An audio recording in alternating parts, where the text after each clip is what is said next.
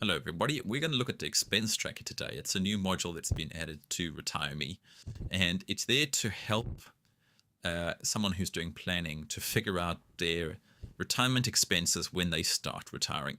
And that can be a very hard number to determine, but it's actually one of the most important that you can possibly figure out as part of your plan. So instead of guessing, what we've done is included an expense tracker, which works very similar to the way in which you import bank statements into a classification tool. And it works off your existing expenses. And it says, well, give us, 1 month to many years worth of bank statements across all of your accounts. And let's have a look at what your current expenses are. And then what you can do is you can categorize your expenses and then assign a rule to a category. For example, all of your housing expenses, you may decide, well, actually in retirement, only 50% of those expenses are going to carry through because I'm selling a house or I'm downsizing. And the same thing applies. You may make decisions about entertainment or travel or utilities. And so you can apply an adjustment to your existing expenses, phase some out completely and introduce new ones, and build a picture of what retirement would look like today if you had those expenses. And then it'll project that forward to your start date to give you a realistic opening starting point for your expenses. So here it is. I just clicked on it off the main menu.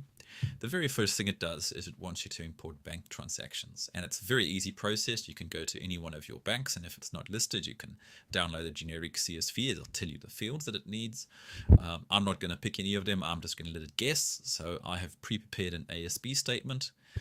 I think it's got 6 months worth of, yes, it does. It's got, in fact, an entire year. Now, for me, that's thousands of transactions. I've trimmed it to 600 to make this demo a little faster.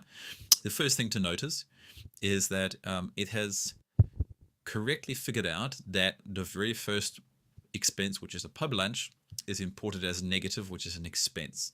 Now, you've got to be careful because sometimes the bank statements can be flipped the other way around, or they may use debit and credit, and your expenses may come through as an income. So always just check this line. If it's red, it's good. If it's not, you can flip it, and it'll bring the numbers in inverted. I'm going to bring the whole year in. I'm going to bring in all 600 transactions. It was almost instant, as you can see. And there they all are. It looks very much like a typical bank statement. And there's 6 pages of them. Now, the hard part is how to classify them. What do these things actually mean? Because in retirement, we want to be able to classify them and then make an adjustment. So you will see there's 2 columns. There's the actual expense column, and then there's the retirement column, which is the equivalent. And they are all the same at the moment because we've not applied any rules. So those rules are here. First of all, your categories. These are the categories that you can assign transactions to, and there's a whole bunch of extra ones you may want to track, and you can add your own ones. It's important that you get them as detailed as you need if there's going to be variability in your retirement version of that category. You don't want one big box for everything because then it's like 50% adjustment on everything. You want to be able to adjust intelligently across all your categories. And then underneath that, you have rules, and there are no rules yet. We will apply those rules when we do the category building shortly. So let's import. We've got those transactions. They've been imported into a cost pool. Here they are. We are now going to go and start doing classification, and let's do some easy ones. We'll go, okay, Kmart. I wonder if that appears many times. You can go and say find all like this.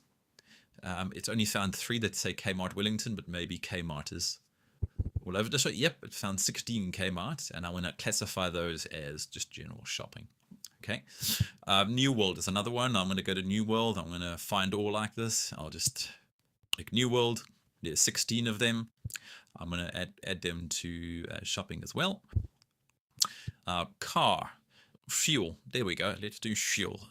Find all like this. I'll look for fuel.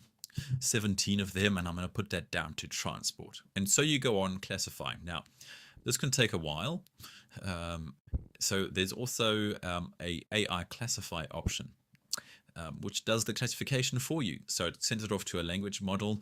It sends 50 of your transactions at a time, and it will do the classification for you.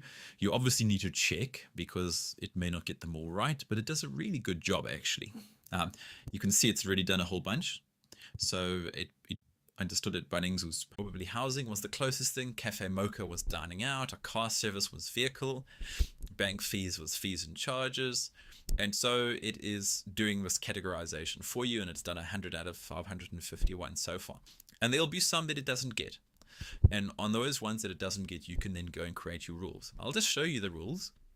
We've already, as we added them on the transaction page, it creates the rules over here, and I can go in and add whatever I want. Maybe I have got internet, is such a thing, and we'll set that to utilities and apply, and it found 7. So 7 of them got knocked off because it found the word internet. Anyway, let's go back to the transactions. We're now halfway. But what I want to now do is I want to show you the retirement rules and how we can auto adjust these numbers.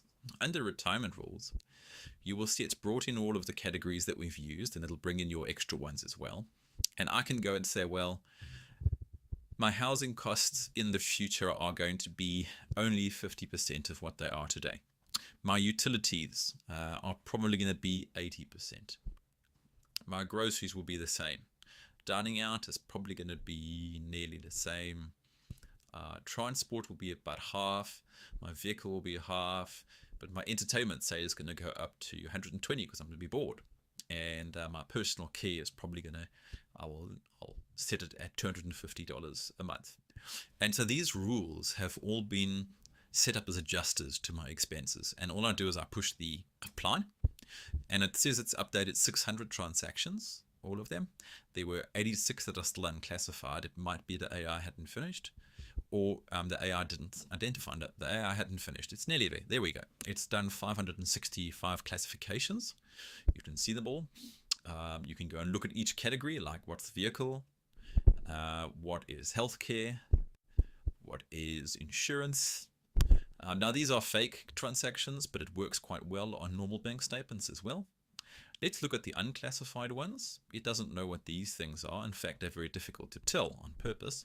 So we can then go and continue to classify them. But let's just say the rule for unclassified is that it doesn't come through, or we will just ignore it, okay, because we don't know what it is.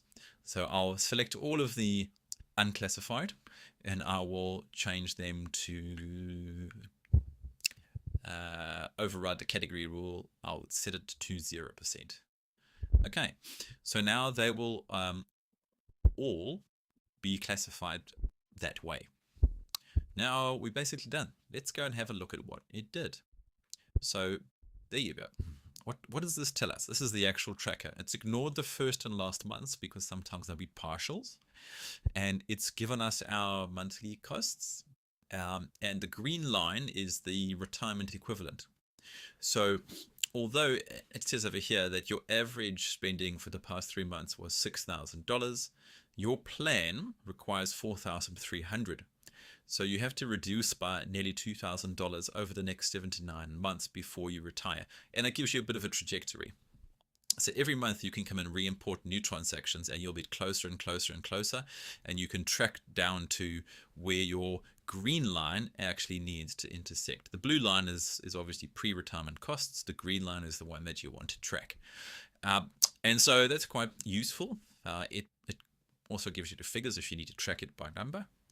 And what you can do now is you can actually pass this information back to your plan. The plan had said that we were starting at 6,000. The plan had said we need 4,300. So what we can do is we can say, well, actually, it's not realistic. It's higher. We can't see ourselves getting any lower. So we go back to the cost pool, and we can say, set the result, $6,239 per month is our average, and we're going to apply that to the plan. And we'll pick the plan. We may have multiple plans, but the Kiwi couple homeowner is the default plan.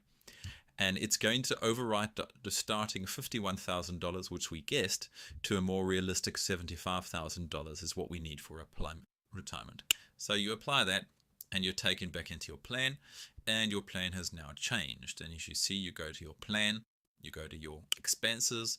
It is now starting off at $75,000 a year, not $50,000 a year that you thought. So again, another piece of information to help drive your very important annual retirement expense expectation, because everything is driven from that. So I hope that helps.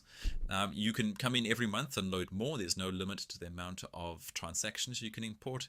It will ignore duplicates, so you can keep just loading incrementally. It'll identify duplicates and just keep the standard set. And you can import from multiple different bank accounts if you have savings and other banks and so on. So hopefully that will help you establish your baseline to start your retirement play.